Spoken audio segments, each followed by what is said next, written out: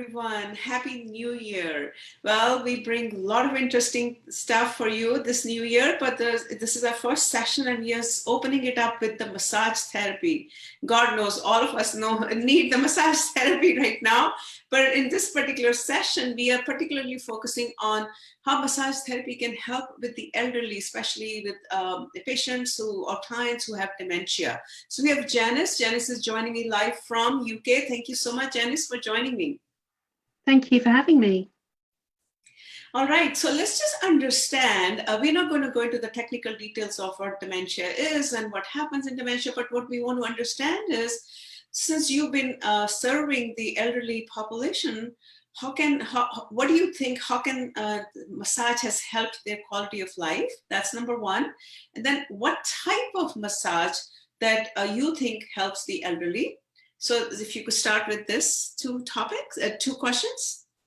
Okay, so I came into doing massage. I'm actually a beauty therapist by profession, and I could see through some of my clients that I was having in the salon that there was a need for massage for people with dementia or long-term illnesses.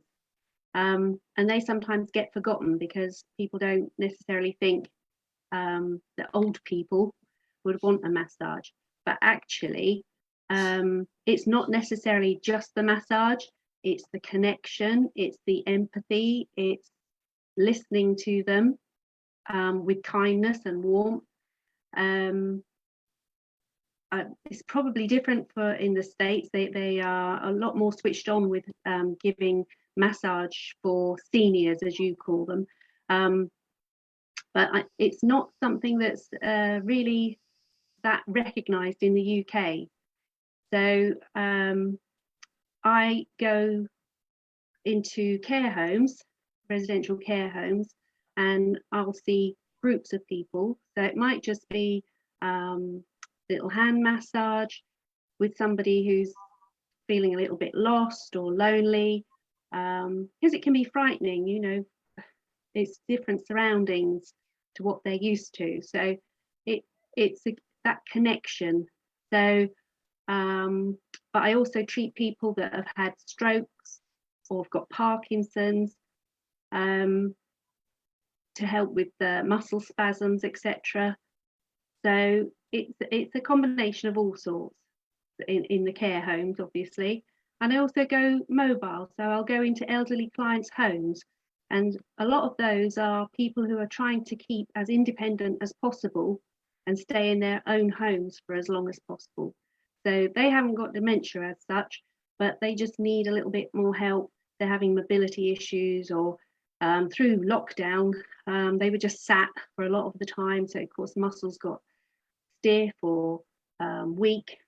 So it's a question of going in and just doing a gentle massage. And whereas on a normal person, you might go, say, for a deep massage, anything from say 1 to 10 level, you would go 7 up to 10 possibly. But with somebody with dementia, obviously the integrity of the skin and the weakness of the muscles, you would only go perhaps a 3. Does that make sense? Yes, absolutely. We just wanted to understand the type of massage. So let's just understand a little bit for the elderly. We're talking more of the elderly because you specialize for the elderly. Is that, do you use oils? Use any kind of oils or any kind of something? I have used oils, and I have an aromatherapy qualification. So I have blended oils for sort of relaxation or for arthritis, for pain relief, that kind of thing. But because a lot of the time I'm doing it through their clothes, I don't necessarily have to use an oil. Or what I will use is a wax, because there's no chance of spilling it. So it sets like a coconut oil would set. This is a very light texture, and it's a lot easier to clean off, if you like, because obviously you don't want them slipping and sliding. Sure. So now you also mentioned that you help with Parkinson's, muscle spasms, dementia, right?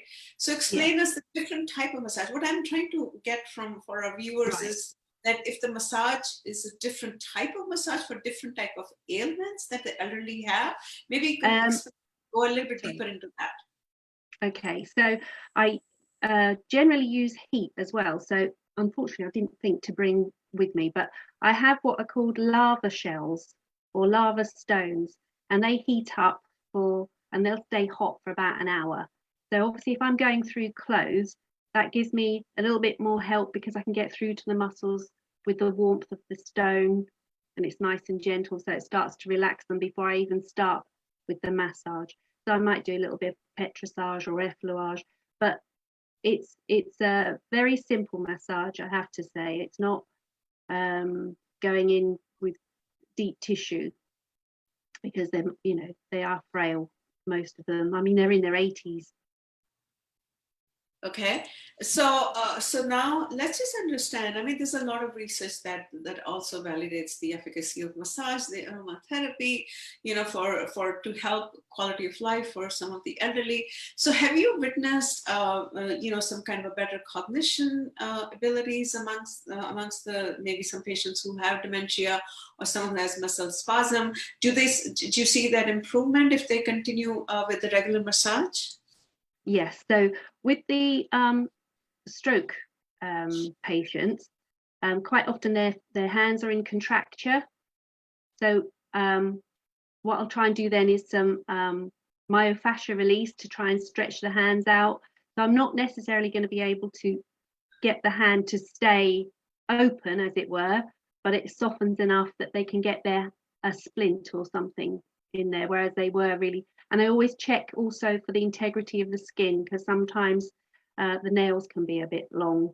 So I can then point it out to one of the staff from the care home, or so-and-so needs their nails cut, or that kind of thing. Or for them to look out for build-up of dead skin matter and that sort of thing, because they don't always sort of notice because it is so tight. Okay, so any advice would you can give for elderly who are staying at home, who cannot, someone like you cannot go every week to their homes? Is there something they can do themselves to help them kind of ease the tension? Yeah. Yeah. So what I've done before is I've done little workshops. So I've shown carers how to just do a little hand massage, because quite often, and I don't just mean carers within residential, I mean like say a wife caring for her husband, that sort of thing, because unfortunately quite often the touch is to do with keeping them clean, or it's more clinical rather than a loving touch. And that doesn't mean they don't love them, it's just people are busy, aren't they, especially if you're looking after somebody 24/7. So it's just that stopping and maybe putting on some music that they remember, or brings back memories, and just in the moment just a gentle massage of the hand, and it's just that connection, and then making them feel safe and loved, if you like, because they won't always remember who you are, or in my case they won't remember who I am, but they know that they feel safe with me, because of course with dementia that it's feelings that they still remember. They don't necessarily know who people are, but they know, oh yeah, that's somebody, I love that person, or I feel safe with that person. Okay, well, thank you so much. I think the whole idea was to really talk about massage as a therapy, as a viable therapy for the elderly, not only for the elderly, but also for normal people, like to relax. But right, in this case, we are just focusing more on the elderly because you focus on the elderly and how it can help quality of their life. And also, I think for all of us to use massage as one of the therapies, and also aromatherapy using essential oils. Definitely, yes, definitely. Okay, anything else? This is our first session for the new year. We are launching a lot of workshops, so stay tuned within the month of January. Keep supporting us. I know that we are almost reaching 200,000 followers on Facebook, so that's a great way to start for our new year. Thank you so much, and thank you for your support. Bye-bye. Thank you.